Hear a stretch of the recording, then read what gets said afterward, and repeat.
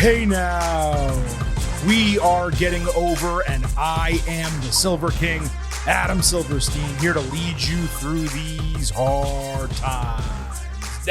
With your 2024 AEW Revolution instant analysis. That's right, Getting Over is back once again, just moments after AEW's first pay-per-view of the year went off the air, and we are here to break down every single thing that happened on that card, along with the final match of AEW Revolution, which just so happened to be the retirement of Sting. We have an absolutely loaded show for you once again here on Getting Over, but I would be remiss if I kicked it off without a reminder that this podcast is all about Defy. So please head on over to Apple Podcasts and Spotify. Leave a 5-star rating on Apple. Take a little extra time. Leave a 5-star written review. If you do, we will read it live right here on the show. Also, don't forget to give us a follow on Twitter at Getting Overcast for episode drops, news, analysis, highlights, all of that good stuff. It is also where you get to vote in our pre- and post-show polls around pay-per-views and premium live events, which we will reference later in the show when we give a final grade for AEW Revolution. Now, this is the part of the show where normally the Silver King would kick things off by cracking open a cold one, which we do for these pay-per-view and premium live event instant analysis episodes. Unfortunately, the Silver King happens to be on antibiotics. Somehow, I wound up with a finger infection this week. Can you imagine? If you have not experienced it, let me tell you, I'm a baby when it comes to pain in general. This is absolutely atrocious.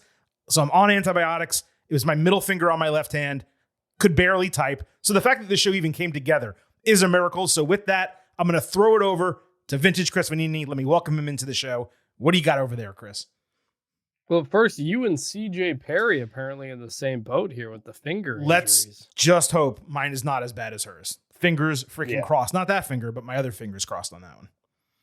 Yeah, I got some with me. I got this a while back from New Mexico State University. Sent it to me. It's a raspberry margarita canned cocktail. It's got orange peel, nectar, raspberry stuff. So I actually already opened it, and it's pretty good. They've been making a lot of these drinks, branding it with the athletic department and all that, and they've sent me a couple, and they've all been really good. Really pushing the boundaries of the point of this segment, but I will allow it, especially because I have nothing here. I'm just drinking some water out of a swig container. Shout out to them. They make some good beverage holders right there. So, all right, look, let's get into it. We're not going to waste any additional time off the top. We're going to dive into the AEW Revolution instant analysis. What we're about to do is break down every single match on the card. We will let you know what happened in the match, our thoughts on it. The Silver King will drop a match grade on you. And then at the end of this show, we'll give you our final grade for AEW Revolution. But not only that,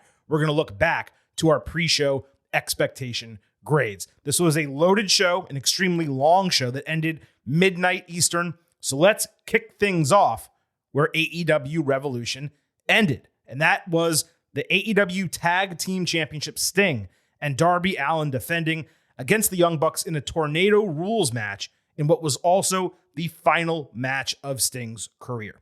So Ric Flair and Ricky Steamboat entered to start. Others like Magnum TA were ringside. The Bucks came out in boxing robes for some reason. Sting's entrance started with him in a theater watching a slideshow of photos and videos from his career. Then he said, "Showtime for the last time. Let's do this." One of his sons entered in his surfer American flag gear. The other entered in his Wolfpack red and black gear. And then Sting entered normally in his Crow gear. And Chris told me that the song they played was Seek and Destroy from Metallica, which was one of his themes in WCW. We also thankfully got one final "It's Sting" from Tony Schiavone. It was maybe the best one he's done in the entire AEW run, but as you all know, I'm thrilled to never hear that again. Darby threw himself into the Bucks outside with a tope suicida, and then Sting's sons were allowed to wrestle despite this not being a no disqualification match. It was just Tornado Rules. Sting put the Bucks in a double Scorpion deathlock. Tables, chairs, ladders, and panes of glass were pulled out from the ring. Sting simply broke one with a bat, like he hit it a second time because it didn't break the first time. Darby took a Falcon Arrow off the stage into two tables. Sting took a suplex from the other side of the ring, or the other side of the stage, into two tables, and we're just getting started here. Allen was powerbombed into a ladder and soon hit a code red. Then he climbed this extra tall ladder in the ring, and he did a swanton bomb off of it to the outside into a thick pane of glass stacked atop 6 chairs. Eesh. There wasn't even someone laying on it. Nick was basically standing in front of it. There was no real setup to the move. Darby's back was completely shredded and bleeding. Real glass, Crimea River. This was a stunt, not a spot. Sting got powerbombed off that same ladder into a table. No sold. It stood right up. Then he got thrown into a pane of glass in the corner. Matt low-blowed him and hit Scorpion Death Drop for a false finish. Steamboat stopped Nick from using the title and took a chair to the gut. Flair covered Sting in the ring so that he couldn't get punished any further, only to eat a double super kick. Steamboat took the same on the apron. Then Sting took a belt shot from Matt for another false finish. Then he no-sold double super kicks and hit a Scorpion Death Drop, but ate an EVP trigger for another false finish. The Bucks sarcastically shook his hands and hit another EVP trigger. And here, I legit thought the match was going to end. They'd win the titles, and that was it. Got a half count. Not a 1 count, a half count. Darby stopped a TK driver, pushing Nick off the ropes through a table outside. Sting then hit Scorpion Death Drop on Matt for a flat 2 count. Darby added a coffin drop, and Sting won via submission with the Scorpion Deathlock to an enormous pop and tons of confetti. After the bell, Sting said he wanted it to be a night fans won't forget, and he believes everyone delivered, especially the crowd. He called Darby his greatest partner. You Still Got It chants reigned from the crowd. And then the pay-per-view, which really should not have a time limit for any reason, ended at midnight on the dot, right in the middle of his speech. So I don't know what else he said. Now, there was celebration, pictures being taken.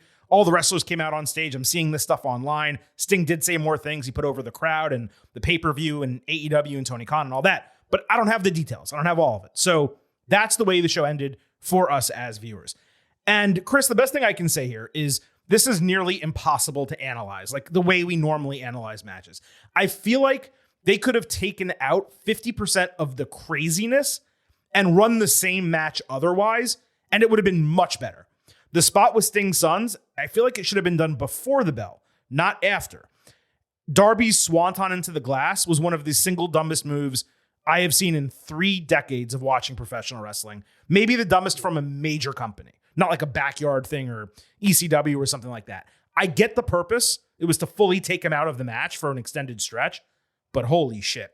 And I also get Sting is Sting, and he no-sold stuff his entire career. But the number of kickouts here, given the type of damage he took, all for a 65-year-old to put over precisely nobody in 29 matches with AEW, unless you count Darby, which it's fair to count Darby. It was just a lot. And you know what? That's my analysis of the match. It was a lot. A total car crash. It was like a mix of Sting, Triple H, and Roman Reigns, Brock Lesnar, the SummerSlam match with the forklift. If you like combined those together and then said it was in AEW, that's kind of what I would say. Except there was glass for no reason whatsoever. Credit to them, though, for putting everything on the line. There is no doubt every single person involved in this match went all out to the best of their ability. And they deserve a shit ton of credit for that. How do I grade it? Is this gradable? 3.5 stars B? The grade doesn't matter. The match just was. It existed, it happened, and we experienced it. Yeah, I'm giving that 5 stars entertainment. That's ultimately what you want. That's ultimately what sports entertainment is. You know, that was not supposed to be the most work rate match. It was not supposed to be a match that made any sense. It was just supposed to be a match that made you enjoy seeing Sting, celebrate him, and have fun. And it's exactly what they did. They nailed it. Other than Darby's dumbass jump off the thing. In fairness to the spot, it looked like Nick was either laying down or sitting up on the glass. And so Matt this is what they did at the last second. They did a move outside that I think in theory was supposed to stagger Nick. So he's out there like doesn't know where he is. So Darby sets up the ladder. And I guess the idea was to do a swanton into him standing, which then would have propelled him back into the glass. And then Matt pulled Nick aside, so he didn't take the move. So that was the idea, but they didn't actually show it or set it up. All we really saw was Darby do one thing outside, immediately get the ladder, and then do the swanton into an empty chairs and glass situation. That was one of the gnarliest things I've ever seen. All the various spots he was bleeding in. I don't know how to describe various kinds of glass, but the glass that Sting went into in the ring was very clearly sugar glass or whatever. Not much to it. I don't know if you can get cut on sugar glass if you hit it hard enough. I don't know.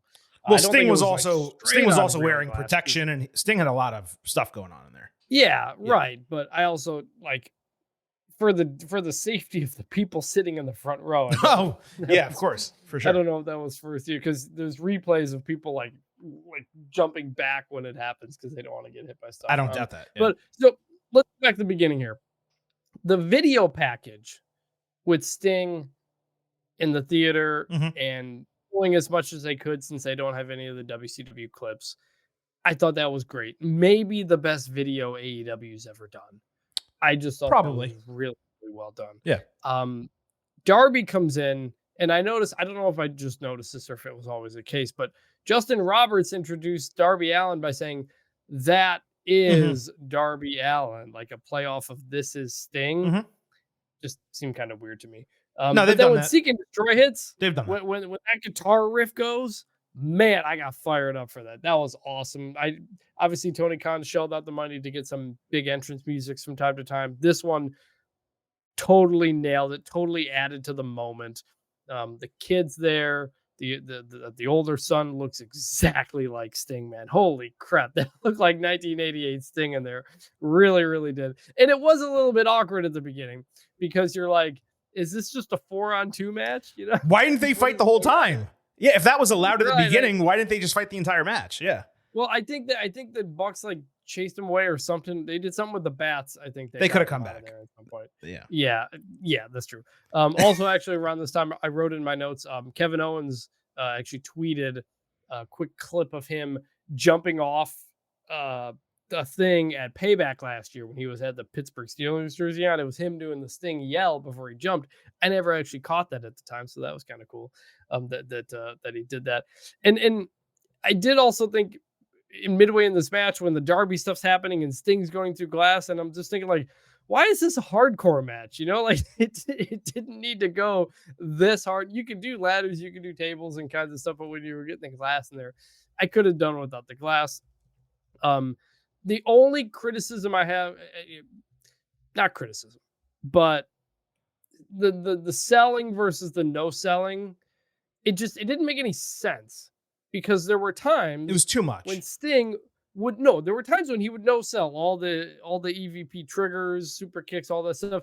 And yet the first time he gets slammed through the table, he's out for 10 minutes. you know, they were checking out, they were doing that whole deal. And then he goes through a table later and he gets right back up. So it didn't make any sense, but it didn't really matter ultimately. Ric Flair coming in, the one thing I wanted in this match. You wanted Flair to turn on, I bet. I wanted Flair to turn on Sting. Yeah, it would have been cool. It would have been cool. Because that's Sting's history where he agrees to be partners with Ric Flair only to get turned on time and time and time again. And so when Ric's running in the ring and Matt's not hitting Ric, I'm like, oh man, this is going to do it. He's going to turn on Sting. Didn't end up doing that. I'm going to count it as Ric Flair pinning Sting in my mind, at least one last time. And then, it was a raucous, fun romp. And then my last thought, Sting, really, he's 64 years old. He never figured out how to properly hold a championship belt. It's unbelievable. I know. He just kind of holds it up there like it's a toy. It's wild. He never figured it out. And I just thought it was funny. But this was fun. This was great. You don't need to overthink all these kinds of things. It was just meant to honor Sting. And ultimately you come out of that feeling great about Sting. And he worked his ass off in this match. I came out of this thinking, man, we probably could have got some singles matches out of Sting, Oh, he absolutely could have done some singles matches. Yeah. The way he performed, no question. Now, I'm not going to play the entire thing because we're going into this completely blind, okay? But AEW did post a 5-minute, 20-second video of what happened after Revolution went off the air. So I'm just going to play the beginning of it because it was the end of whatever his speech was that was paused as the show just straight up ended. So let's go ahead, hear what Sting had to say, and then we'll just double back here and wrap up our analysis of this match. And of course, we'll get to the rest of AEW Revolution. Man, I don't have any words other than to say thank you. I love you all so much. Big time. Yeah, you know what? I'd like to call another very important person out. All right, you ready for this? It wouldn't be possible without Tony Khan.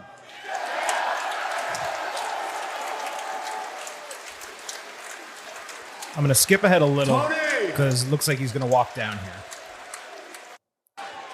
I have heard this clip already. You're going to enjoy Tony Khan.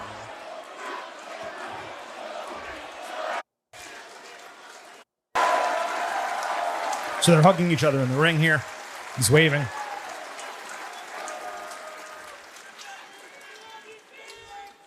Thank you very much, Greensboro.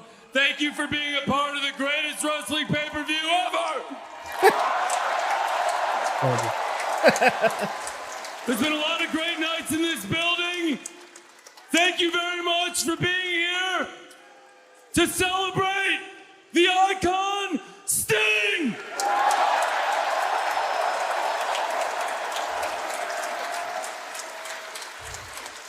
He said he was going to leave absolutely nothing left in this ring by the end of the night, and I hope that you felt you got your money's worth. That's Darby. Okay, so that's a taste of it. Were you predicting I was going to laugh at the Tony Khan part? Because I muted myself on that after a little chuckle. Hysterical. We'll let that go. I don't mind, Chris. Let's kind of wrap up the match. I don't mind seeing Sting go out as champion with Darby, and they're going to have to either find him a partner or just relinquish the titles. That said, I don't really think there was a necessity for the titles to be part of this feud. Really, it was just like Tony Khan wanting to say Sting was an AEW champion and perhaps Sting wanting to go out as champion. I'm fine with it. It's not the traditional move, right? But The Undertaker did not get beaten in his final match either, though I did think that was a mistake at the time. But of course, the circumstances there with the pandemic and everything, you couldn't plan that this guy would then not be able to have another match for a couple of years. And I don't know what they would have done. Maybe we would have gotten Undertaker Bray Wyatt that we hoped, with Taker putting Wyatt over as we all expected. Here in AEW, I don't know that there was one individual person or a tag team where you could say now, you know what? It was an absolute shame that Sting didn't go on his back and uphold tradition. And no, I thought it was appropriate for this to be the way it was. I just wouldn't have included the titles. Yeah, they didn't need the titles, but I understand wanting to have Sting have a title in AEW. I think the whole like go out on your back, put somebody over is like kind of like a made up internet thing. Stone Cold Steve Austin's last match was putting over The Rock. The Rock's last match before this year was putting over John Cena. The Undertaker won his last match. This is not like some like thing in recent that like has always been a thing. Sting winning his last match is fine. Fighting the Young Bucks, one of the greatest tag teams of all time, is fine. I think people like just felt like he has to lose. He has to put a young guy over because that's the rules. And it's not the rules. It doesn't have to be that. This was fine. I think traditionally it was, but in more modern times it hasn't been. And like you said, that's totally fine. I had no issue with the fact that he won. Ric Flair put over Shawn Michaels. You know, that's not a young guy. No, but he lost. He went out on his back. That's the point. So, you know, but again, Taker didn't do it. Sting didn't do it. Others haven't done it. And that's what it is. All in all, this was a great swan song for Sting's career. His WWE run was shit, and it wasn't really anyone's fault. There were booking issues, but really the injury screwed things up, because had that not happened in the Seth Rollins match, then maybe we eventually do get to Sting and Taker, which is the match that, of course, everyone wanted, and is probably the one match for both of their careers that was left on the table. And it's unfortunate, you know, in that degree. But AEW in many ways reminds of WCW. There's a lot of WCW elements into the way the company's constructed, the fact that it's on Turner Networks. Obviously, Collision uses the Nitro colors. And Sting being able to wrestle and get one last run on TBS and TNT and in a company like that, it was really just the perfect way to wrap up his career. It went a bit longer than I expected. If you told me when he signed he was going to wrestle, 29 matches, I would have said, You're absolutely joking. But looking back on it, there were hardly any moments that I can point out and say, you know what? Sting was out of place, or he wasn't able to compete, or he didn't belong in this match, or it shouldn't have been on the show. The fact that he was able to go to this level at this age, he turned 65 on March 20th. That's immensely impressive. And as far as I can remember, this is one of the best final, I don't want to call it a tribute match, but tribute segments, swan songs, send-offs, whatever you want to call it, of a legend's career. Now, in terms of a match, Shawn Michaels, Ric Flair was better, just straight up as a match. But in terms of a moment, this is in that upper tier. And you can nitpick the glass, and you can nitpick the kickouts, and you can nitpick this or that or whatever the case. But at the end of the day, AEW wrapped up an immensely strong pay-per-view. We'll give you a final grade later with an immensely strong moment for an absolute legend in Sting. And I thought they did an exceptionally strong job concluding his career and concluding this pay-per-view. Yeah, it was, I've been critical of AEW's production from time to time. I thought they'd nailed this. Other than, I guess, going off the air early. The video package, the entrance, everything. They made this great. Sting's WWE brief run, that Survivor Series debut, that was a moment. That was awesome. Sick. Yeah. I loved the DX NWO Triple H Sting. Me match. too. I really did. Yeah. Maybe Sting could have won, but I wasn't upset that he lost. He was never winning that match. There was no scenario in which a WCW guy was beating a WWE guy in that match. Never. And it's fine. The whole thing was fun. People kind of crap on that, and then the injury sucked, and it was really unfortunate if that was going to be kind of the last memory fans had of Sting. Mm-hmm. So for AEW to not only bring him in, but bring him in and have a really good, 3 years that elevated Sting again. It gave one last generation of fans good memories of Sting. It elevated AEW. It was a really, really good run.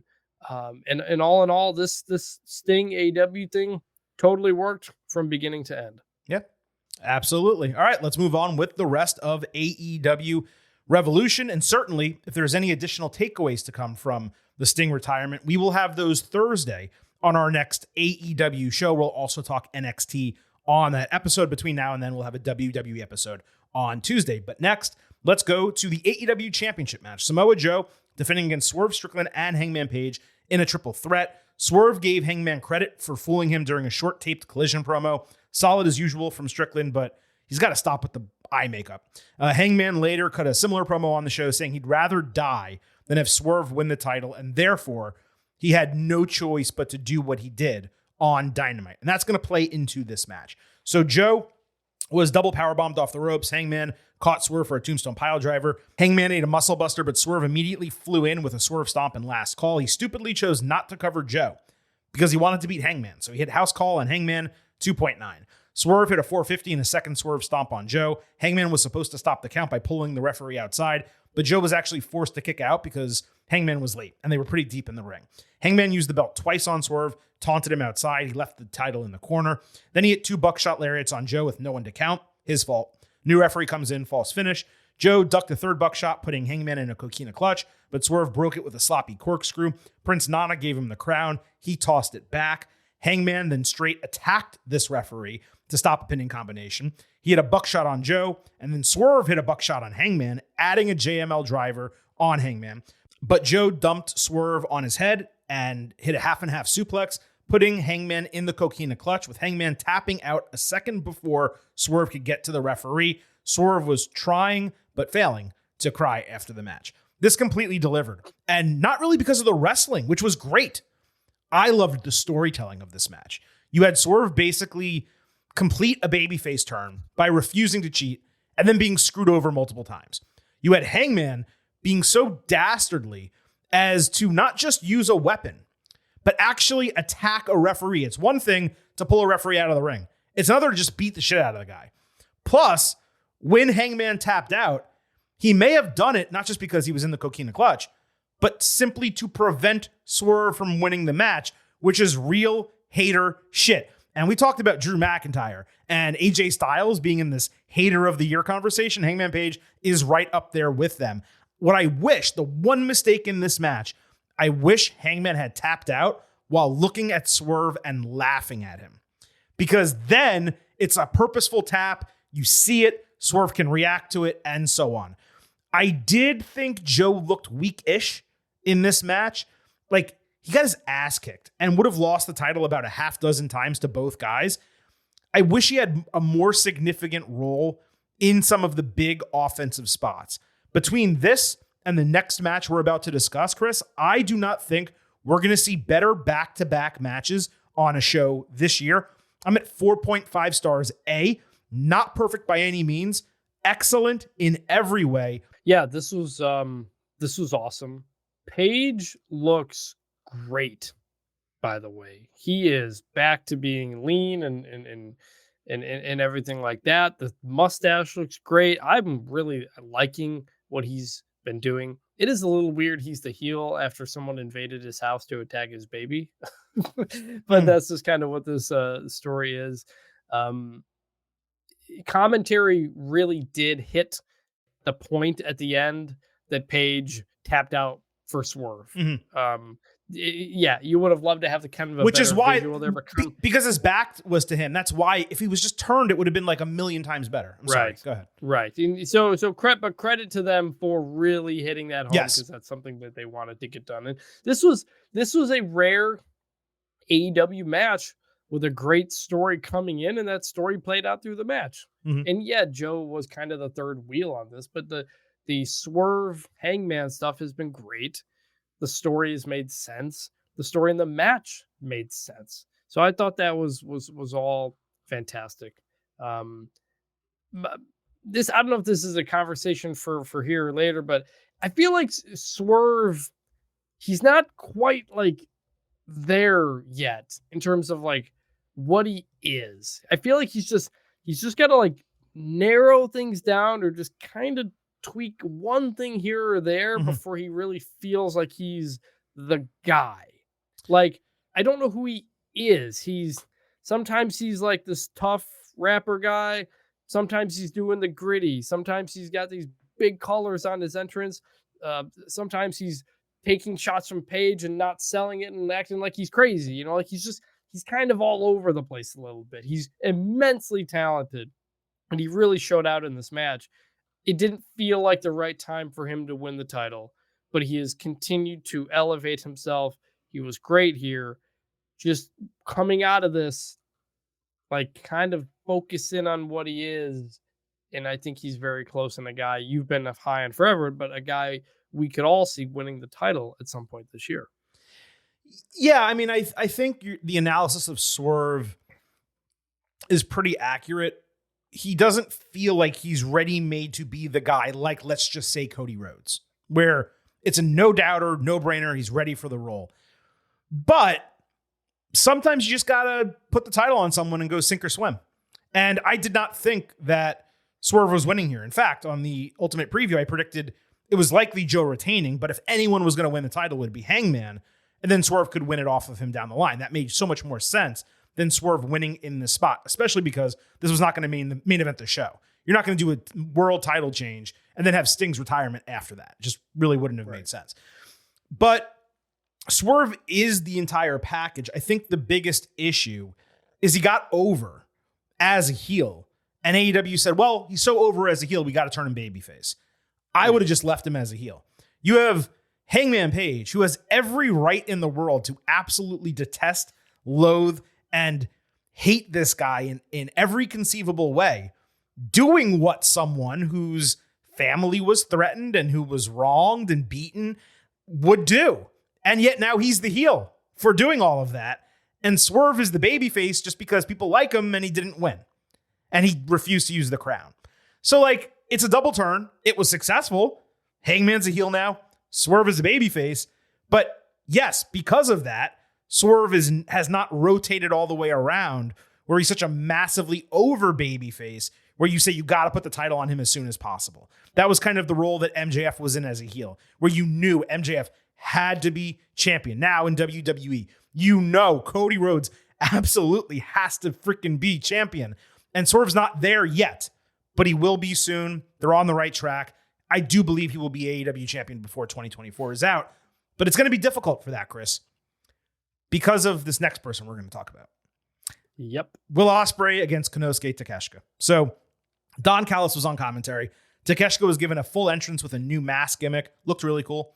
Ospreay hit a handspring spin kick and a pendulum crossbody. Takeshita hit a move I've never seen. A pop-up fireman's carry front-facing Falcon Arrow. His German suplexes were picture-perfect, crisp. Ospreay hit multiple rolling elbows and a bunch of headshots with Takeshita acting as if he was in a fencing position, having been concussed. Now, you and I know this from football. When someone's hands get like that, it means you stop everything you do. You bring out a neck brace, you wheel him out, concussion protocol, done for an extended period of time. But commentary didn't even really mention it. Like, look at his hands, look at his hands. And then the match just continued. Takeshita came back with the same strikes, multiple counters before Ospreay hit Tiger Driver. Takeshita countered OzCutter midair into a blue thunder bomb. That was my spot of the match. I thought that was awesome. Ospreay eventually hit OzCutter, but Takeshita prevented Hidden Blade with a throat punch. Will barely picked his shoulder up. Takeshita held the top rope to stop a Hurricanrana. And then he tried to do a turnbuckle brainbuster, except they completely missed. And Ospreay landed straight on the canvas. Luckily, not on the crown of his head. I thought he did, but he had a major contusion on his back. I think what happened is his lower back, caught the rope and he got rope burn. And that turned him just enough where he didn't land straight up on his head. And who the hell knows what would have happened. He came back with Stundog Millionaire and a Poison Rana. Takeshita got a bunch of offense. It happened so fast, I couldn't even get it down initially, but I think I circled back. He escaped a Stormbreaker, hit a cradle tombstone pile driver, then into a deadlift German suplex. Ospreay no-sold that, immediately hit a Hidden Blade for a 1 count. Then he had a Styles Clash, which they called as a Styles Clash, and a real nasty Tyler Driver 91, plus Hidden Blade to the back of the head for the 1-2-3 in 22 minutes. I called it a Tyler Driver. It's a Tiger Driver 91. I'm used to Tyler Bate doing similar moves. Ospreay and Takeshita then bowed to each other after the bell. Kyle Fletcher stepped into the ring. He hugged Will. And then it was announced that they're going to have a match on Dynamite for some reason. So I can't really explain that to you, and we're not going to discuss it any further. While watching this match, Chris, I kept going back and forth between feeling it was too much, then feeling it was absolutely perfect, and then feeling there were too many risks taken that were completely unnecessary. Ultimately, no one was injured, which is a huge positive. I could nitpick, wishing they had not done this or that. The concussion spot, some of the no-sells, but that's Japanese wrestling, and that's the style they used in this match. This was an immediate match of the year contender, maybe the favorite, an incredible display of talent, an incredible display of athleticism, an incredible display of strength. The speed at which these guys worked and the impact their moves made was at another level. Ospreay and Takeshita were made to wrestle each other. We're talking Kenny Omega, Kazuchika Okada. That is Will Ospreay and Konosuke Takeshita. It was almost like Ken and Ryu from Street Fighter. Just truly, truly outstanding in every way, with the exception of a storyline. It was the only thing that was missing. If that was included, this easily would have gotten my bonus designation. But even without it, this was a no-doubter, 5-star, A+ match.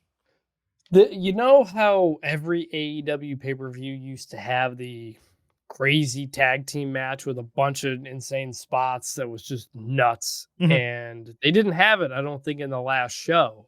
This was that. This felt like the AEW Spot Fest match that they always have on the show, and it's always great. And this was spectacular. This was insane. This did not need to be as risky as it was. But you mentioned a lot of the moves. One of that spinning elbows that Ospreay gave to Keshka. Jesus, I literally said Jesus Christ out loud when that happened. That was brutal. And then, the Tiger Driver stuff actually in the media scrum. I think Will Ospreay said he's like not sure how often he'll keep doing moves like that, considering how dangerous they are, which is fair. But I came out of this match thinking Will Ospreay is a star. He is electric. He feels like a star in the ring. He just needs to, one, not do quite so many risky ones. Do your flips, do your Spanish flies, do your things. Don't give me Tiger Drivers. Don't give me turnbuckle brainbusters. You don't need it, man. And I think back to what Ospreay said after All In, when he said Jericho was someone, I think it was after All In, when he said Jericho called him a while back and told him to just like slow down and just like calm down on some of the crazy stuff so he can keep his career going. And that Ospreay took that to heart. And I hope he continues to take that to heart because he is a guy, after seeing this match, I thought this guy is going to could be your face of the company pretty soon. Oh yeah. And world champion within a year type of thing. Forget a year. Forget a year. Way sooner than that. Well, if you possibly you got Swerve in there too, and AEW's typically had long title runs, CM Punk excluded. So I don't, you never know.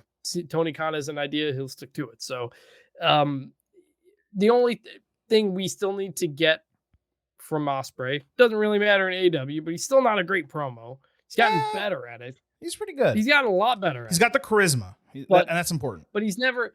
We need to see more of those like storyline driven promos, and less of I'm all elite, I'm here, yada yada yada type of stuff. And we might get that Wednesday. Tony Khan said he's to be determined if he can wrestle in that match based on what happened tonight. And then he got up and basically showed his ass during the press conference, literally to show off the lower back issue that he got from the match. So I didn't realize looking this up. He's 30 years old. Oh yeah. He's only 30. Like, holy cow. This guy, if he doesn't do some of the stupid moves, has a lot of career left. He's got 10 years of prime, potentially. Yeah. As long as he doesn't hurt himself. So take care of yourself, man, because AEW has star right here. This is a guy who you gotta make sure you do right by him, because he's gonna take the company to another level. Somebody that they've needed since MJF left. This, like you said, it felt like a Street Fighter match. He feels like a superhero. It's the same thing I thought about Ricochet. When we used to see him back in the day, WWE didn't take advantage of it. I expect AEW to take advantage of it. Except Will Ospreay's like 60 pounds heavier and, 7 inches taller, than Ricochet comparatively.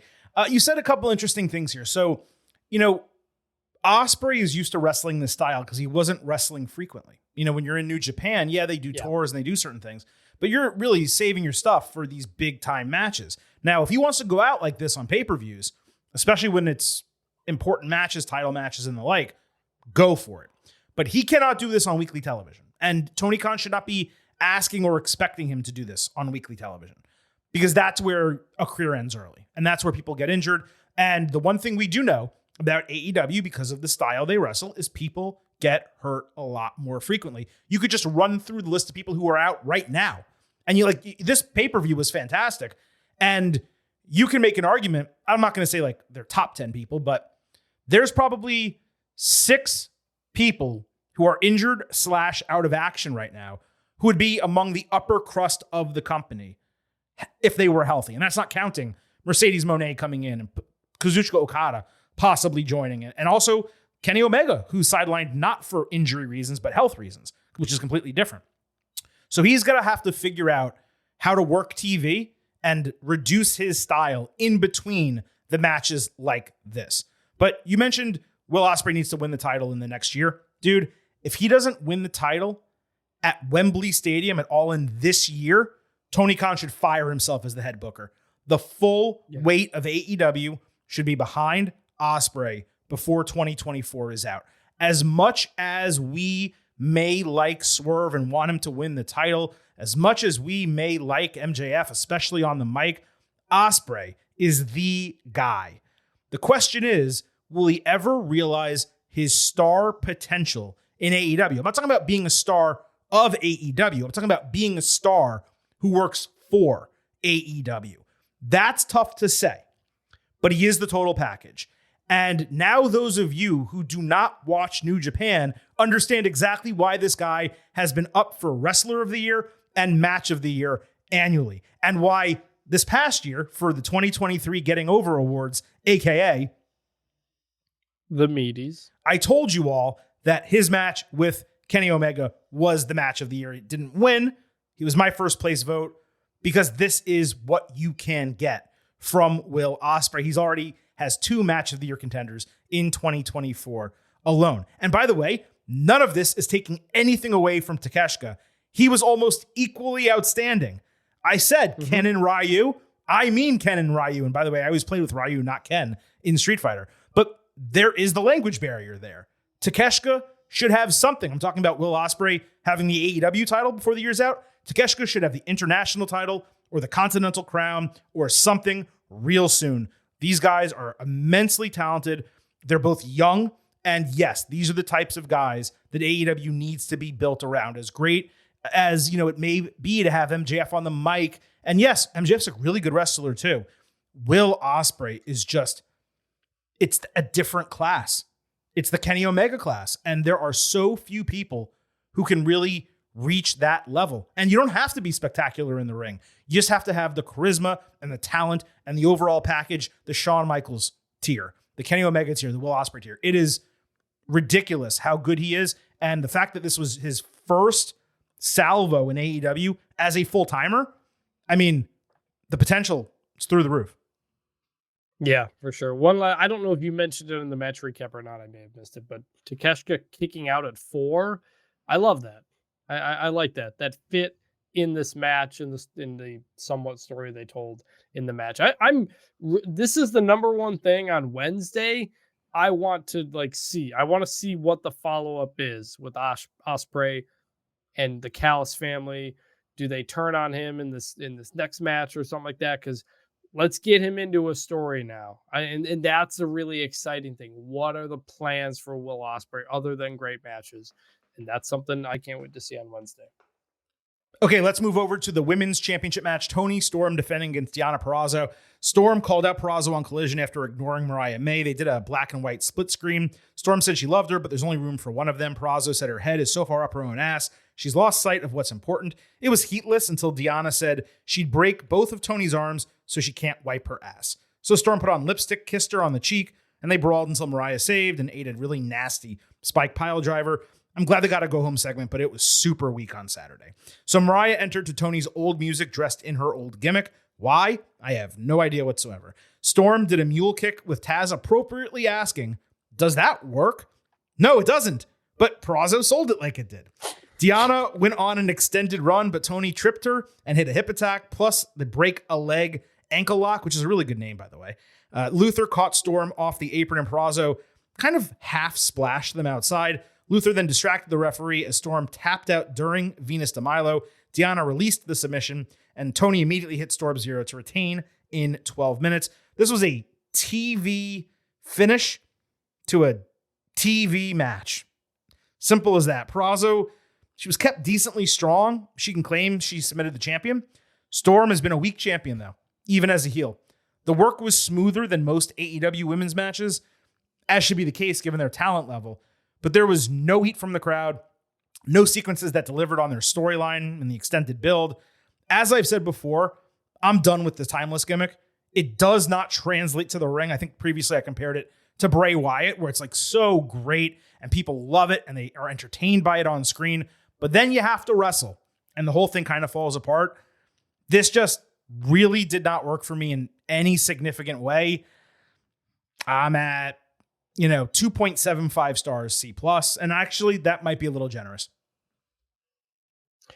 I thought it was fine. I'm someone who still enjoys the timeless Toni gimmick. I mean, it's very much pro wrestling to kind of stumble into something and then beat it into the ground. I know, but I think Mariah May coming out as old Tony Storm reminded everybody how much they like the old Tony Storm, and, Right. and they want that to come back. I will say, doing that, someone coming out as fake Tony Storm only to 3 matches later, Right. do the same thing with Sting was Not smart. that's not great. It was not smart. That's something that 100% would not happen in WWE. This is something we say in AEW. Do the various segments talk to each other, and because it was completely unnecessary. Really, it didn't need to happen. Tony said in the press conference that she had told Deanna that the old Tony Storm was coming back, and so that's what that was a reference to. Okay, that makes sense. Yeah, and I also laughed at the kick in the groin in the conversation that went on between the commentary at that point. But yeah, this was what we expected. We expected Tony Storm to win. Sasha Banks, Mercedes Moné gets here pretty soon. You take the title off of her there, and we move forward. And maybe Tony Storm changes after that. Well, she can keep doing this gimmick, but just not with the title. And not really wrestling, reduced wrestling. Yeah. Have a comedy gimmick. That's fine. Yeah. It is a gimmick that doesn't need wrestling, especially doesn't need a title. Agree on that. All right, let's move to the Continental Crown. Eddie Kingston defending against Bryan Danielson. Now, correspondents backstage provided thoughts on behalf of the wrestlers before the match. That added a really nice touch to the presentation. Kingston ate a nasty suplex off the apron outside, got himself reversed off the ropes into a label lock with a hand twist extension. Eddie hit a back fist that Bryan no-sold. He tried to come back with a Bazaiku knee, but got countered into a Northern Lights bomb. Kingston caught him running with a second back fist that Danielson no-sold again, and Eddie collapsed under it due to the hand injury. The idea being his hand was hurt, therefore the back fist is not strong enough. Then Eddie kicked out of a Bazaiku knee false finish. The crowd was loud and also split directly down the middle. Strange suplex sequence followed. They slapped the shit out of each other. Eddie then countered the Bazaiku knee with a lariat, hitting a powerbomb and folding Bryan over for another clean 1-2-3 in 20 minutes. Danielson not only shook Kingston's hand, but raised his arm in victory and got the crowd chanting Eddie after the bell. I thought this was an excellent match. Exactly what you would want between the two guys. Hard-hitting, plenty of in-ring storytelling, strong wrestling sequences, entertaining finish teases. The end was a bit sudden, but it was not that dissimilar from a Gunther finish in WWE, where Kingston didn't need a direct finisher. They just wore each other down so much that he eventually hit a sequence of moves that allowed him to get the win. There were brief moments of minor sloppiness, but it hardly took away from the quality. And while I was surprised at the winner, I did think Danielson was going to take his first title in AEW here. It's awesome to see Eddie being put over this strong. I've been waiting for him to get this booking for years, and I only knew about him since he started in AEW. I'm going to rewatch. I might regrade this a little lower maybe, but for now I'm at 4.25 stars and an A. The crowd was terrific, but I'm not really letting that affect just an honest review of the match itself. This was fantastic, I think, as we all expected. I was pleasantly surprised that Kingston won. I really thought Bryan Danielson was going to win it. He was going to get his first championship. Eddie Kingston beating Bryan Danielson twice didn't really seem to make sense. And so I kind of went into it that, and no, they just came out further legitimizing Eddie Kingston as a really good wrestler, which is great. He's a guy who I've said many times, he should be cutting a promo on every single episode of television that he's at, because this guy is incredibly talented and the fans are behind him. He's compelling. He's interesting. He's entertaining. Use him as much as you can. So this was a further just kind of stamping what Eddie Kingston means, which is great. I will say the 3 titles continues to look incredibly stupid. Why are we doing this? It doesn't make any sense. It's so it does. So he can lose the title, but then when the tournament comes back around, that person has to vacate 3 titles. It's weird. I really like this. This was great. I just wanted to comment on the 3 titles. I'm very surprised we're still doing this. Yeah, the whole Triple Crown thing for me doesn't work, but I will give them credit because what they are doing is establishing Kingston as someone they want to call a Triple Crown champion, and they're trying to establish the title as something not only prestigious, but something that he has won, not just because he happenstanced his way into coming out of that tournament, but he beat, arguably the best wrestler in the world. So I credit them for that. The fact that they have 3 mid-card men's titles, and one of them is a Triple Crown, and the other, we've gone through this before. Not a fan of any of that. But, from a booking standpoint, I'm critical of AEW booking all the time.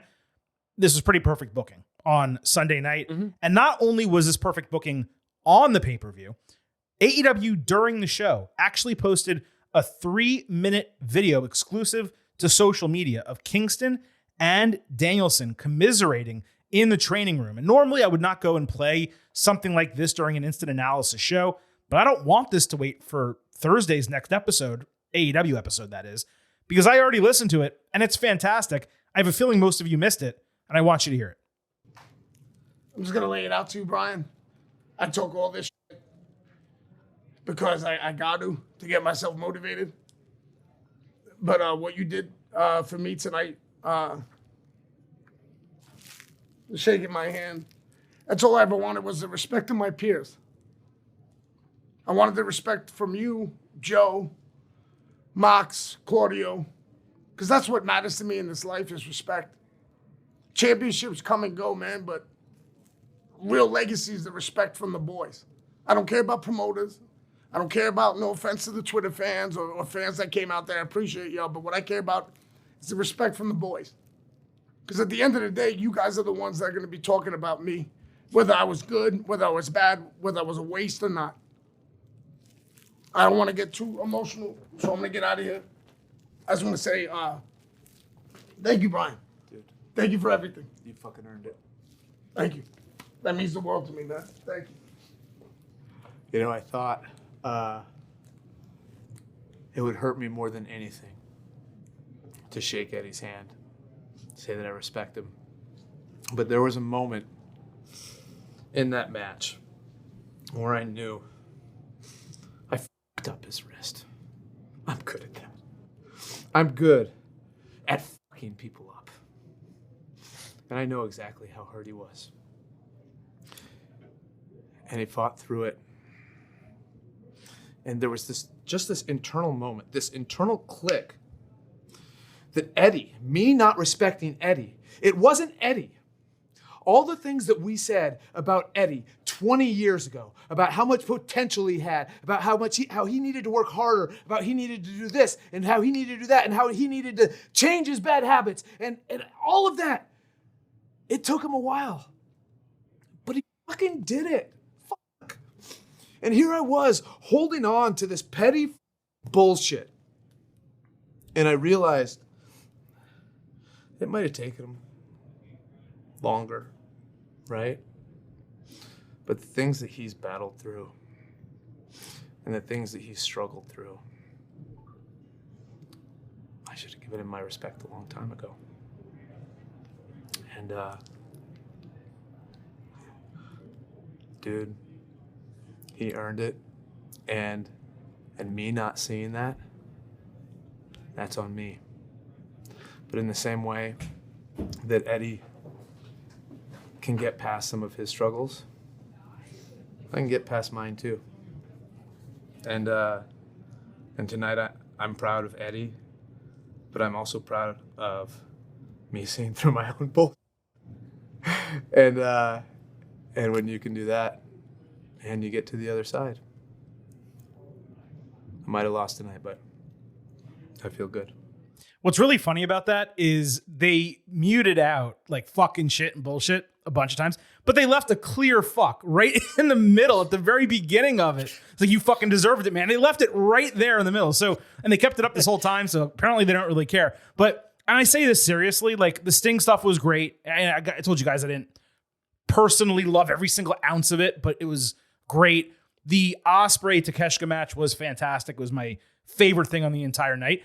This is my second favorite thing on the entire night. This was fantastic. This is exactly what AEW needs to be doing. One of our longtime listeners from the very beginning, Arun Singh, at Arun on Twitter, wrote in, this is what AEW needs to lean into, this kind of raw emotion. Eddie versus Danielson only works in AEW. This is the model for the storytelling that makes them more than an alternative. And he's right.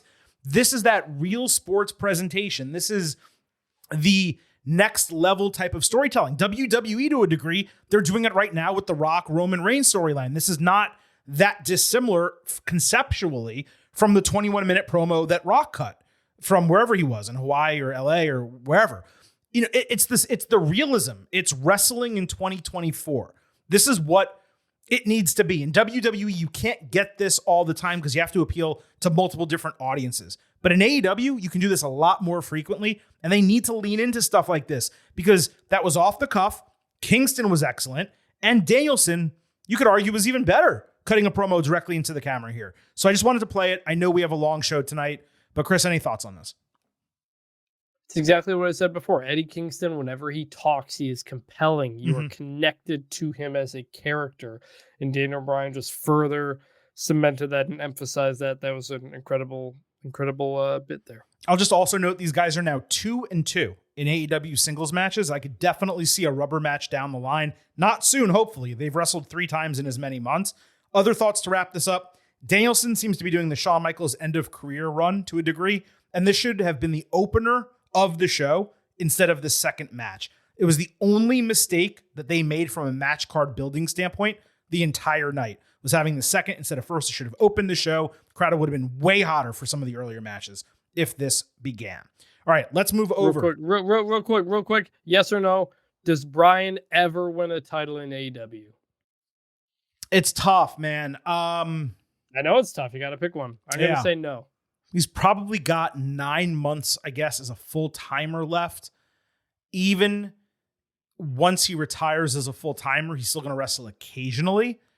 And I think he said he's going to do, 5-6 matches a year. So there is a situation where he could definitely win a title, walk away for 2 months, come back, defend it, have it for half a year. They have 3 mid-card men's titles. I will say yes, Bryan Danielson at some point wins a title in AEW. Yeah, for sure. Okay. FTR against Jon Moxley and Claudio Castagnoli will stay with Blackpool Combat Club.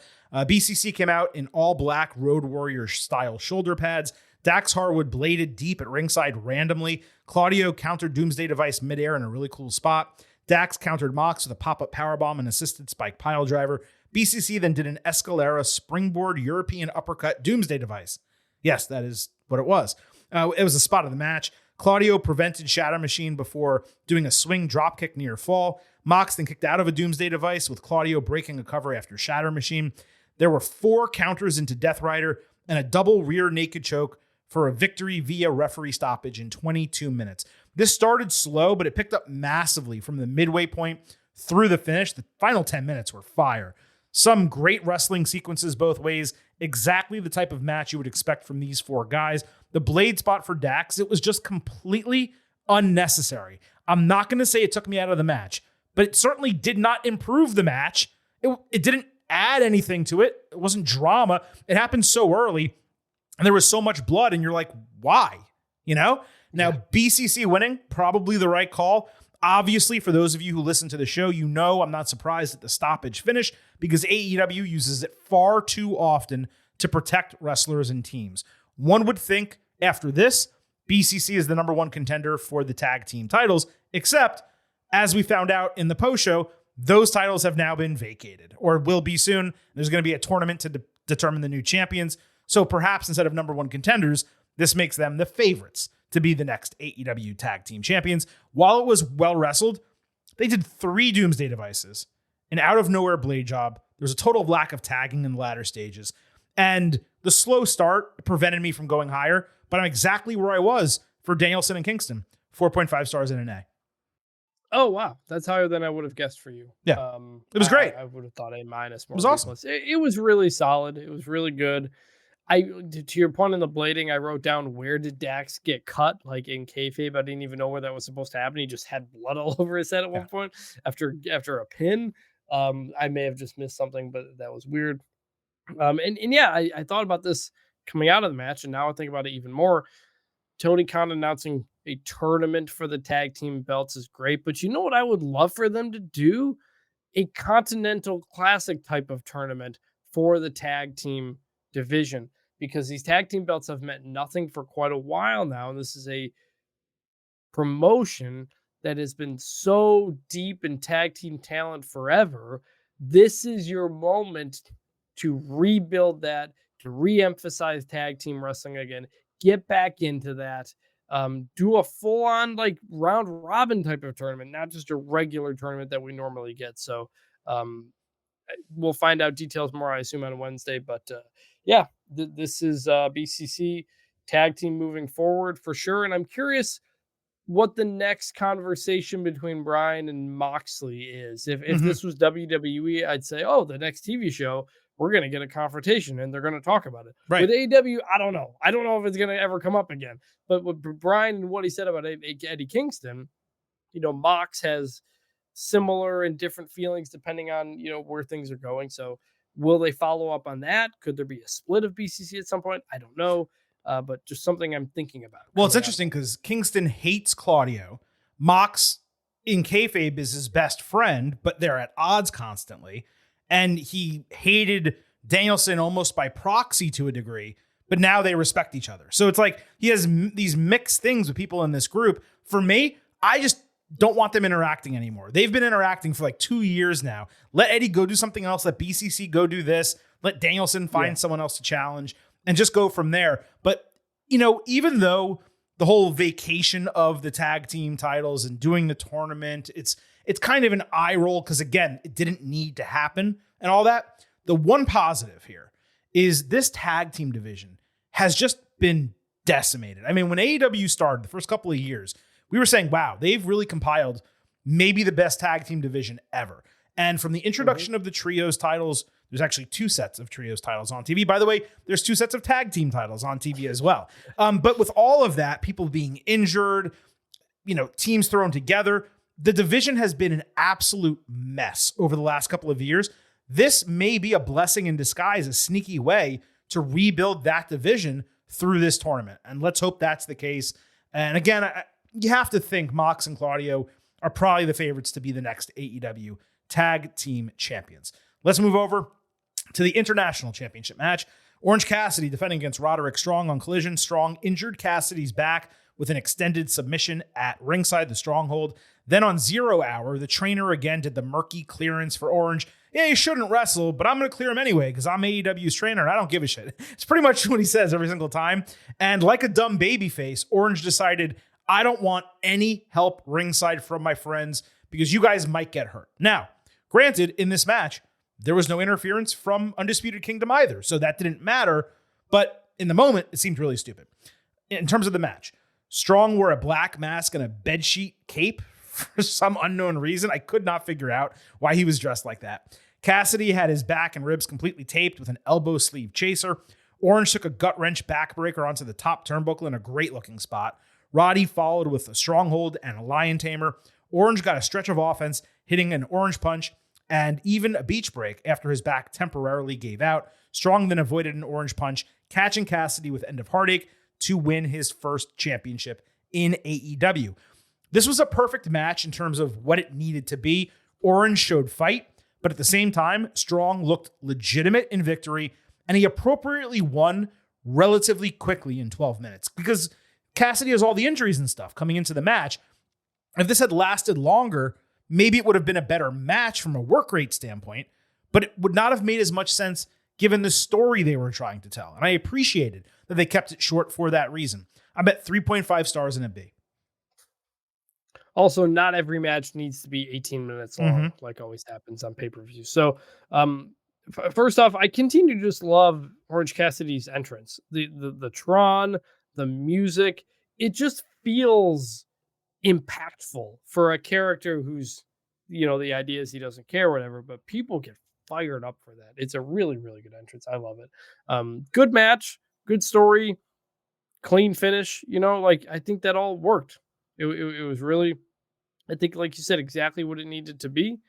I found a funny tweet here from someone named I Am Shapiro on Twitter who said, AEW has a strong champion that is international and an international champion that is strong, which made me laugh. Yep. So, good stuff. Coming out of this match, Chris, I don't want to see Orange Cassidy for at least a couple of months. He needs a break We need a break Yes. from him.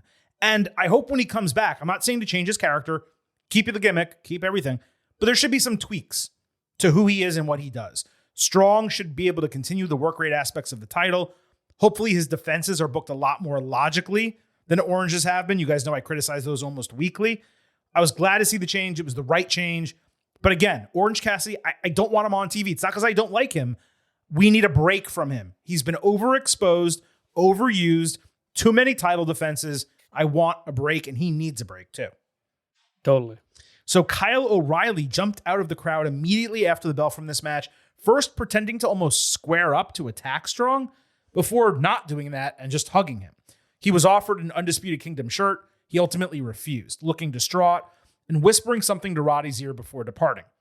Now, O'Reilly looked absolutely jacked. He also looked like he was stranded on an island for the 21 months that he was out. But when you're out 21 months and you're an athlete, you're a wrestler, this is what you do, right? And he looked huge. Beyond the injury, he has diabetes that he needs to manage just as a health condition. Now, he had major bags under his eyes, which were just strange.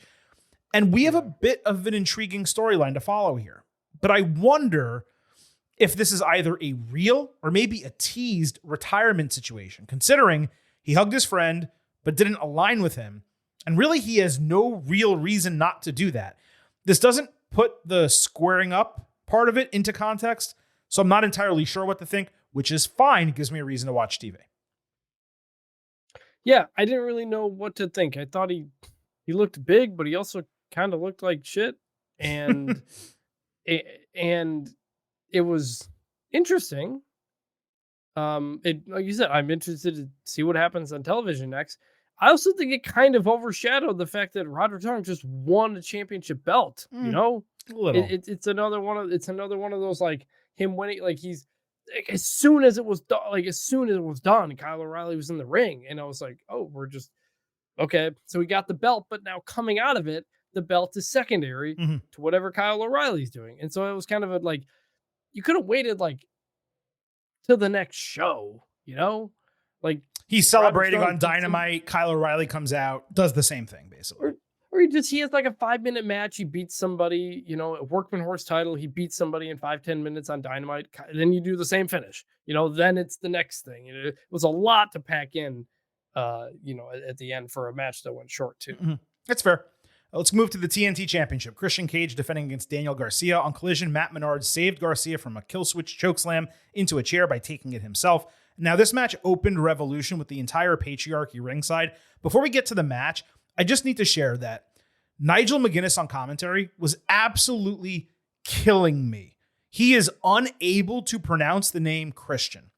I know he's British, but he called him Christian or Christian like 100 times, and it annoyed the ever-loving shit out of me. It's like how Jim on The Office says Dwight instead of Dwight. But worse, because it was 100 times in 15 minutes. Did you notice this? Did it bother you? No, it didn't. It didn't bother me. But I gotta ask, at the beginning of the show, Christian, you texted me. You texted me. Your full name is Christopher, not Christian, right? Yes. And I said yes. Why did you ask me that? Because of this. I was going to say for this specific reason. Because Nigel was saying it weird, it made you wonder if my name I was just like, Christian? I know he's Christopher. He has to be Christopher. I've never heard a person named Christian shortened to Chris, even though it's the first 4 letters, or 5 letters. So that would work. But I was like, I have to know. And so I asked you because I was like, I wanted to know whether you're going to have a strong opinion about this or not. And once you said, no, it's Christopher, I was like, he's not going to care that I have this issue. So that's why I asked you. It was, I didn't catch it as much as you did. And yes, it is Christopher. Yeah, I assumed that. So Christian faked an ankle injury, which resulted in an eye rake. That gave him an extended and complete upper hand. There was a cool spot where Garcia was literally climbing over the ropes while simultaneously punching Christian. Killswitch chokeslammed Garcia over the ropes while the referee was distracted for no reason whatsoever. Cajun hit a frog splash for a false finish. So Killswitch removed his armor and got attacked from behind by Menard. There was a botch with Shayna Wayne, and they battled to the back. Christian, who was selling a knee earlier, had it give out on a spear. Garcia hit a pile driver for a 3.1 count, ruled a 2.9. Shayna distracted after another false finish. Nick hit kind of a cutter over the ropes, totally missed him, and Cage hit kill switch, the actual move, to retain the title in 16 minutes. Now, if this was going to be the booking, as I just said, I would not have started the show with this match. It was way too slow for an extended 8 to 10 minute stretch to begin this. And while Garcia did have a hope spot, it was brief. The match probably went too long, given Garcia barely got any offense. It wasn't bad by any means, but it was way below my expectation of what these two could do. It felt like a collision match. Christian retaining was the right decision because Garcia is not ready yet. And obviously, this was not the original booking. That was most likely Adam Copeland winning the title here. It was solid overall, 3 stars, B-. I weirdly thought the match was long, but then it ended too quickly because the crowd was really getting into it by the end. There was a lot of good stuff going on those last, 5 minutes. And then it just kind of ended right as the crowd they were taking that crowd up a level, and then it was done. They didn't quite get all the way there. But it was a good, solid finish. How tall is Nick Wayne's mom? She was towering over. She probably has heels Daddy on, Magic I would assume. Probably, but she had quite a bit of height there on Daddy Magic. That just stood out to me that she was actually looked gigantic. You're right. It shouldn't have opened. It should have opened with Eddie Bryan, like you said. But this was solid, fine, expected result. I just thought the pacing was a little bit weird. Too slow and then too fast. Yeah. Literally the only mistake from a card building standpoint. Every other match was pretty much in the perfect spot. Let's move to what they're calling the All-Star Scramble. We had Wardlow, Brian Cage, Chris Jericho, Lance Archer, Hook, and 2 spots to be determined. Those were picked on Rampage and Collision. Magnus beat Matt Sydal to qualify. This is a CMLL guy who is now involved in a #1 contendership for the AEW title after literally 1 match in the company. They could have used any of the other CMLL luchadors or any of the other major talents in the company, but they decided to use Magnus. Then on Collision, Dante Martin. Real quick there. This is the same Tony Khan who made the whole Jinder Mahal hook thing, Yes, correct. A few months back, and now this happened. Correct, but Jinder got a title match. Magnus got a #1 contendership opportunity, but this is a guy who's never been on TV. Jinder was a former champion, so there you go. Yeah, you're right. Then on Collision, Dante Martin beats Penta El Zero Miedo and Brian Keith to qualify. Quality match, but unless there was a scheduling issue, I have no idea why Penta wasn't in this match instead of Dante. Also on Collision, Wardlow got a promo talking shit about all 3 men in the AEW title match. He repeated Swerve's line about Joe becoming a commentator again. Please remember that we heavily praised Wardlow's promo 2 weeks ago because that promo was great. This one was not. It was poor and heatless. Then Chris Jericho entered, basically telling Wardlow, focus on the scramble and stop blaming everyone else. Maybe you're just not good enough. He also called him by his real name, Mike. Wardlow came back saying he wasn't booked for 3 months without an explanation and has to put himself back together. He's the baddest dude in the ring. He repeated his new catchphrase 3 different times in the promo. Then Powerhouse Hobbs attacked Jericho from behind, which at least made sense. But Powerhouse Hobbs was able to do that, yet he wasn't able to be in this match, which didn't make sense. This was a sink or swim situation for Wardlow. As far as I'm concerned on Collision, his ass sank. 2 rough promos on 1 show. I'm going to give it a break, though, because the other one 2 weeks ago was so good. So 1-1, 1 great promo, 1 terrible promo. He's even. Let's get to this match. This basically started with Meat Madness anyway. Wardlow did a Hurricanrana. Then the non-meat guys tried to do meat spots for some reason. Then there was a stage-delayed 4 corners superplex spot, 3 of which were terrible. 1 was good. It was Cage bringing Hook in from the top rope off the apron inside. Jericho and Magnus did stereo lion salts. That was actually pretty cool. Hook got Wardlow in red rum as Jericho put him in walls. Jericho used and broke a fog machine. Wardlow ultimately won with a last ride powerbomb on Dante.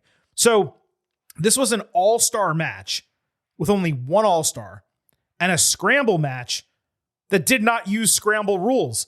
It was just an 8-man or however many people match. There were less than a handful of notable spots, nothing memorable, and the match was cut away from immediately when it ended, despite, let me repeat, Wardlow becoming #1 contender to the AEW title, or if not #1 contender, a guaranteed title match, like one of the two, whatever you want to call it. That was supposed to be a big deal. Now, the right person winning is the best thing I can say about this. Dante was a botch fest on the ropes. Magnus being in it was ridiculous. Dante being in it was ridiculous. Jericho was just another guy. Hook was not believable wrestling with the rest of them. I went 2.5 stars in a C. So why did this end up getting changed from Meat Madness to All-Star Scramble if I think all the meat guys were in Some it? of the meat that was going to be added apparently to Meat Madness was rotten or, injured, and therefore couldn't be in the match. Yet there's still 4 meaty guys were in this match. So, Right. And the meat guy won. So you didn't need all the other people. I can't tell you. Yeah. That was weird. The CMLL guy, Magnus, I think he hit a 619. Commentary called it the area code strike. Did they really? That's what I caught. Yeah. Something along those lines. They said area code. Just call it a tiger feet kick. I don't know why they didn't call it that. That's weird. Wardlow was the right winner, but looked like he had a bit of a shiner too at the end. He looked like he took a shot to the eye. Mhm. But he's the right winner. You would have liked to lean into it more, but it is what it is. Did you get to watch the 0 hour matches this time? I did. Okay, so let's go through this quick. Chris Statlander and Willow Nightingale fought Julia Hart and Sky Blue. This match has obviously been given weeks of build, which had me thinking it probably should have main evented a Collision instead of just been a kickoff show match, especially since it wasn't announced until Saturday. But I digress. Stokely Hathaway was on commentary. Stack got the hot tag, hit a deadlift German suplex on Blue. The Faces then caught her flying for a double fallaway slam. The match was running hot until a really strange Willow-Julia sequence. Hart hit a beautiful close-range moonsault on Stat. She came back with a double discus lariat. Blue then got pounced and ate the Dr. Bomb for the babyface win. I liked this match. Stat was head and shoulders above the other women, but there were some fun and well-executed spots throughout. The only issue was just odd pacing in multiple parts. And like I said, Stat was just clearly better than the others, and it was clunky in that way. I went 2.75 stars in C+, but again, that's not me disliking the match. I actually thought it was pretty fun and worthy to be on the show. Maybe not the main card, but I thought it could have main evented a Collision or something. Yeah, good match. Really enjoyed it. Got some time. Since Statlander's kind of come back again, and she's kind of changed her style now, a lot less of the gymnast type of stuff because of the knee injuries. Now she's kind of a powerhouse. Yeah, and it's working. I'm really liking it. She's especially with a lot of the smaller women in the division. She's standing out, and I like the two of them as a team as well. So Stat is still pretty great, and I hope she continues to kind of get some stuff. I tweeted this during 0 hour. She's never going to leave AEW, and these people are never going to leave WWE. But man, I would love to see Stat Rhea Ripley, Stat Bianca Belair. I mean, oh yeah, those would be exceptional matches. So it's unfortunate that we'll probably never get them, but nevertheless. Bang Bang Scissor Gang fought Jeff Jarrett's crew, Private Party, and Willie Mack. And you may say, Silver King, what? Yeah, exactly. So the Jobber team was as random as the match itself. It came together because Private Party beat Christopher Daniels and Matt Sydal in 10 minutes on Collision after Jay Lethal assisted with lethal injection. There was no reason given to why they were ringside with them, but they all celebrated together after it was over. Also, Isaiah Cassidy is still being called Brother Zay, even though they broke up from the Hardys, which is the people that named him Brother Zay. So I don't get that either. Now, I missed a portion of this match because my BR stream went down. Max Caster botched his third straight rap, but this one was purposeful, as was the one on Collision. They're smartly turning a real screw-up into a minor mini character arc of him having the yips. He literally criticized in the rap that did go through the booking of this match. Didn't make any sense. He called it out. Now, self-aware doesn't make something that's bad good. Let me just make that clear. Jay White got the hot tag, but basically did nothing. And then he hit Mac with a Blade Runner for the win. There was nothing notable in this match. It was Rampage caliber, 2 stars, C-. Yeah, not much to it. I just continued. I can't believe this is what Jay White is doing, man. Yeah. And that's the thing that makes me a little worried about Will Ospreay and whatever his future may be, is that they got Jay White instead of WWE, and they've done nothing with him.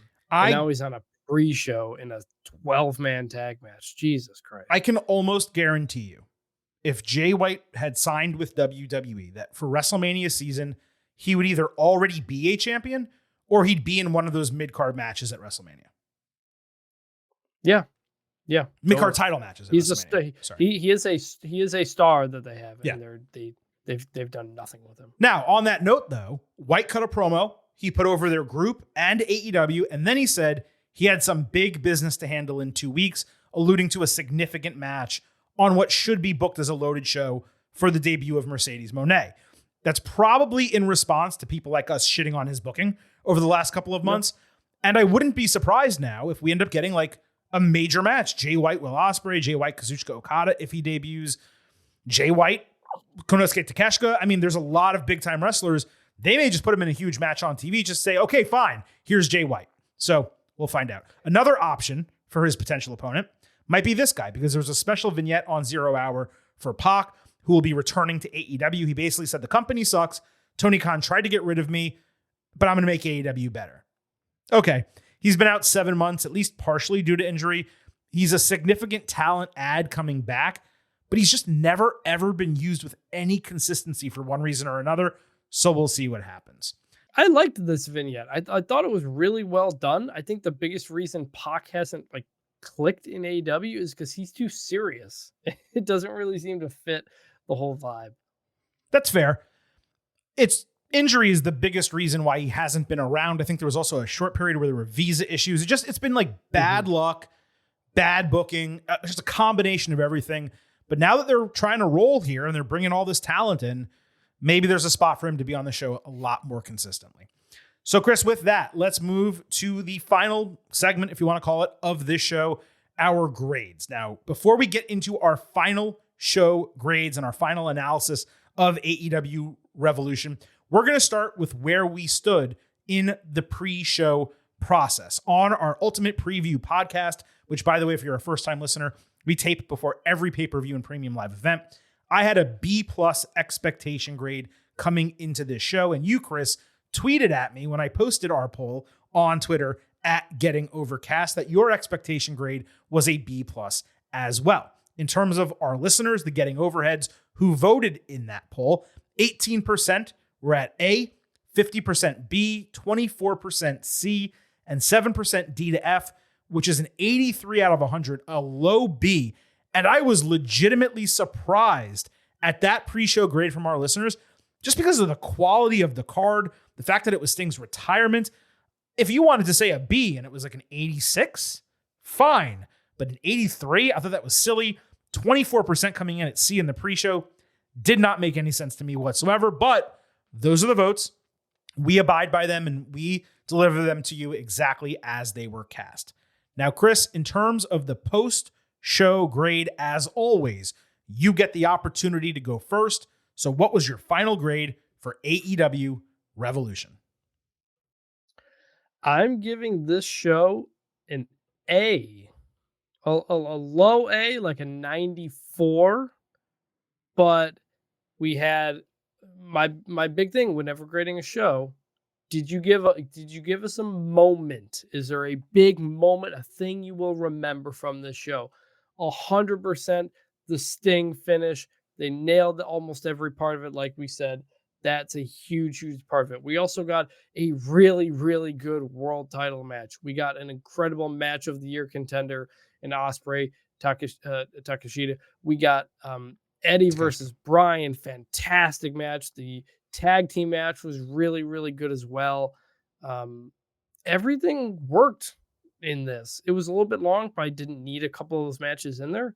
But yeah, this is one of AEW's best shows. And I think the fact that they completely nailed the end, and this is the instant analysis, is probably giving me at least better vibes about the whole thing, because you come out of the show feeling great for how it finished. But yeah, I'm going to give it an A. Okay, you're at an A. Now, before I give my grade, let's go to the voting of our Getting Overheads on Twitter. Once again, at Getting Overcast. Technically, as we tape this, there are still 30 minutes left in the poll, but generally at this point, the numbers don't change that much. We're at 55% A, 21% B, 19% C, and 5% D to F. And of course, there is no possible way that you could have watched that show and thought it was a D or F. I don't care who you are, what the situation was. That does not make a shred of sense to me. but that does average out to an 88 out of 100, which is a B+. So that is probably, Chris, the most drastic difference between one of our grades and the listener grade for a pay-per-view. And the question is, where does the Silver King fall? Does he agree with you? Does he agree with the listeners? Or there is a grade right in between, and might he fall right between those two grades? The answer, Chris, is I actually completely agree with you. This was an A show. It was not an A+. In order to get there, you can't have the first half or, half of this card, prevented it from being anywhere near that. And it was not a high A for numerous other reasons that would take us probably 20 additional minutes to get into here. But this was absolutely an A show, and I completely agree with your numerical grade as well, a 94. I don't see how it's a B+ for the average here with the listeners. I don't really get that. If you want to be an A-, that's fine. But 55% of respondents, the majority, agree with us that it's an A show, and that really is what matters the most. This pay-per-view, AEW Revolution, was largely what AEW promised us it was going to be when it was created, and largely has not been through its existence. Sports-based presentation, focus on top-tier wrestling, some of the best wrestlers in the world competing. Not every match on the card was that. But between the triple main event and the 2 Blackpool Combat Club matches, those 5 matches, this was the best show, I think, in AEW history. And I actually believe it was the best show by a significant margin. It's the front runner for pay-per-view of the year. And again, that's despite what I would consider an extremely rough start with a bunch of poor creative and some poor matches on top of it. The last time we did one of these instant analysis episodes for an AEW pay-per-view, Chris, it was World's End. And you and I both agreed when we did our post-show grades that in retrospect, and it was the first time that we had said this about an AEW show, we wished we didn't buy it. That we could have been totally fine, either not having seen the show or seeing it through other means. This is the exact opposite of that take. I'm glad I spent $50 for this pay-per-view, and I would do so again. And on top of that, AEW accomplished something that might be monumental for them here. It is quite possible that a lot of people watched AEW for the first time ever tonight because it was Sting's final match. WCW fans, maybe friends who used to watch wrestling with you and don't watch AEW with you, where you say, hey, it's Sting's last match. Why don't you come over and watch the pay-per-view? And they watched this show for the first time. And for those first-time viewers, AEW delivered something that says, I want to continue watching this product. And for the better part of the last couple of years, you could turn on a pay-per-view, you could turn on Dynamite or Collision, and there'd occasionally be a great episode. There'd occasionally be a great pay-per-view. But for the most part, they were not putting things on television and on pay-per-view that made you say, I have to watch this product. This is the type of show that earns you fans and builds momentum for your product. And I think that is the best and biggest compliment that I can give AEW. I'm looking forward to Dynamite this coming Wednesday more than I have any Dynamite in years. And it's not because there's a huge cliffhanger that I can't wait to see what happens.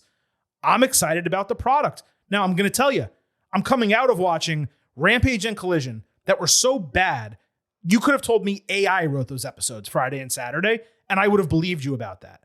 And yet, despite that, I'm coming into TV this week saying, I'm really excited to see what happens on Dynamite.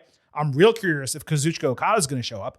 And I know Big Business is in a couple weeks, and Mercedes Moné is going to show up on that. So momentum, I think, is running for AEW right now. Now it is up to them to capitalize on it. And it's not just about debuting Okada and debuting Moné and having them on TV. It's about booking the program well. It's about not having 66% of your matches in a week have no storyline relevance whatsoever. The question is whether they're going to capitalize on it. I don't know whether they're going to, but in terms of Sunday night, AEW largely put its best foot forward. And like I said, this was an A pay-per-view. Yeah, this was probably maybe the most story-based pay-per-view they'd ever run. Coming in, everything had story with it, and because of that, not everything. When you have a not everything, not but everything. a lot of it, and as a Most result, of it. you come out of it wanting to see what's next in those stories. And that is the process of building and building and building with pro wrestling. My biggest issue with AEW continues to be there's just too many people on screen. There's too many stories to follow, too many feuds to follow. Everybody's in a faction pretty much. That's why the pay-per-view feels fresh, because you had singles matches in some cases that didn't have 50 people ringside for various reasons. There's just a lot of people on screen at all times. They just need to, like, everybody's got a hanger on or a faction or a something.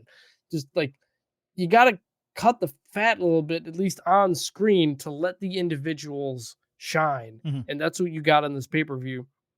And I think you can do that moving forward. Lastly, I would love for AEW's pay-per-views, considering they don't do so many, to put the year on the end of it. I'd love this to be called Revolution 2024, because all the revolutions are kind of blurring together in my head.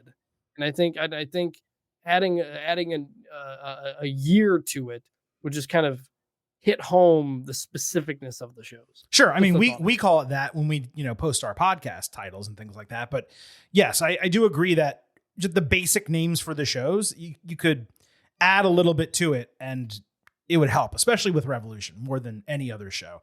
And, AEW doesn't really have a tent pole.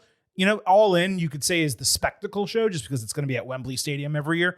At least that's the presumption. But Revolution seems to be like almost the most consistent show. I'd have to go back and really think about it. Yeah. But it does seem to be. And that's appropriate because of what the company's trying to do and, what the name of the show is. So there. Also for the love of God, get off Bleacher Report. Oh my God, sucks. it's awful. It went down for me during the Eddie thing. Eddie took me forever to figure out how to log in and get in. It makes no sense. It's a terrible website. It's brutal. And it went down on this show. And Tony said they had to get Fight TV to jump in a little bit. They did. They actually, I think Triller, it's only available to order internationally, but early in the show, they made it domestic as well, where you could order it on Triller in the United States because BR was screwing up so much. There's so much talk about like, oh my God, AEW is going to get on a streaming service. They've been saying it for 2 years. It hasn't happened. They're negotiating the new TV deal. I don't care what they need to do. They got to get this on Max, at least the pay-per-views, if not this whole catalog. They got to do something better than what they're currently doing. The Bleacher Report thing, I didn't even have that many problems, but just seeing everyone else have issues was immensely frustrating. But they need to get off Bleacher Report. WWE needs to get off Fox as soon as possible. And we just got to redo all of the wrestling agreements right now and just move forward in 2025 and beyond. That's pretty much the best way to wrap this up. On the way out, allow me to hit you with some reminders. First, folks, that we have another episode coming up this Tuesday. It will be the WWE episode, and we have an absolute ton to discuss on that show.